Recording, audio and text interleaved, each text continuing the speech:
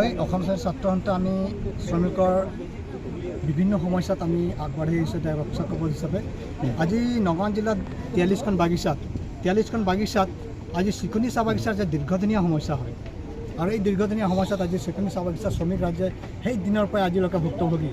নতুনকৈ মালিক পক্ষই চিকুনি বাগিচাখন লৈছে আৰু সেই চিকুনি বাগিচাখনক উন্নয়নমুখীৰ কাৰণে চিকুনি শ্ৰমিক ৰাইজে তেওঁলোক চিন্তা কৰিছে যে আমাক একমাত্ৰ বেতন দিয়ক আৰু আমাৰ যিটো প্লান্টেশ্যন একমতে যিখিনি আমি 8 ঘণ্টা শ্ৰমদানৰ বিনিময়ত আমি যিখিনি প্ৰাপ্য যিখিনি সুবিধাখিনি আমি পাব লাগে এইবিলাক আমাক নালাগে বুলি তেওঁলোক ইয়াক দিলে। কিহৰ কাৰণে? একমাত্ৰ এই বাগিচাটো ডেভেলপমেণ্টৰ কাৰণে। কিন্তু বাগিচাখন আজি কেইবা বছৰ ধৰি আজি ডেভেলপ হৈ গ'ল, প্ৰাণ কেন্দ্ৰ আমাৰ ফেক্টৰী হৈ গ'ল। ইয়াৰ লগে লগে যিখিনি সা সুবিধা আজি আপোনাৰ প্লাকিং ছিজনতো আজি সৰ্বাধিক আজি ইয়াত প্লান্টেশ্যন হৈ আছে। কিন্তু সেই হিচাপে এতিয়া শ্ৰমিক ৰাইজে যেতিয়া কৈছে আপোনাৰ বাগিচাখন আমি ইতিমধ্যে ডেভেলপ কৰিলোঁ, কিন্তু আমাৰ যিখিনি বঞ্চিত হৈ থকা প্ৰাপ্যখিনি আপোনালোকে দিয়ক। সেই প্ৰাপ্য যেতিয়া এতিয়া বিচাৰি গৈছে তেতিয়া মালিক পক্ষ হিটলাৰী শাসন চলাইছে।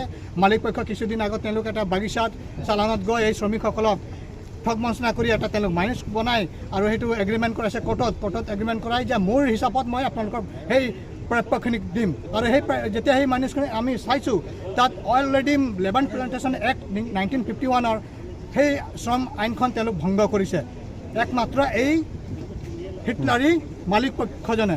গতিকে এই বিষয় লৈ আমি বাৰম্বাৰ লেবাৰ কমিশ্যনাৰ ওপৰত গৈছোঁ। কলিয়াবৰ আমাৰ চাব ডিভিজনৰ যিটো মহকুমা ওচৰতো আমি এই বিষয় উত্থাপন কৰিছিলোঁ। ইয়াৰ লগে লগে কালি মহকুমাৰ পৰা আহিছিলে আপোনাৰ শ্ৰম পৰিদৰ্শক মহোদয়ে আহি ইয়াত কৈছে যে আপোনালোকে কাৰ্যসূচীটো পষ্টপন কৰক, আমি 19 তাৰিখে বহিব লাগিব।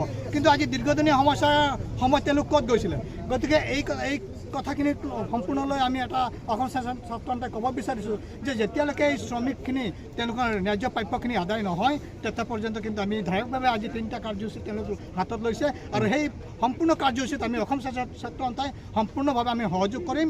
আৰু ইয়াত মালিক পক্ষক এক হিটলাৰী শাসন চলাই আছে। আমি দেখিবলৈ পাইছোঁ ইয়াত কেইবাটাও কৰ্মচাৰীক তেওঁলোকৰ মতে চলিব লাগে বুলি তেওঁলোক কেইবাটাও শ্ৰমিকক ইয়াত তেওঁলোক কৰ্মচাৰীক তেওঁলোকে চাকৰিৰ পৰা তেওঁলোক নিলম্বন কৰি থৈছে। গতিকে আৰু আমাৰ আজি প্ৰথম আমি দেখিব পাইছোঁ গণতান্ত্ৰিক পক্ষৰে আমাৰ আৰ্চাৰ ইয়াত প্ৰাথমিক গোটসকলে ইয়াত কাৰ্যসূচী লৈছে, তেওঁলোকক গৈ তেওঁলোকে এটা কেছ কৰিছে।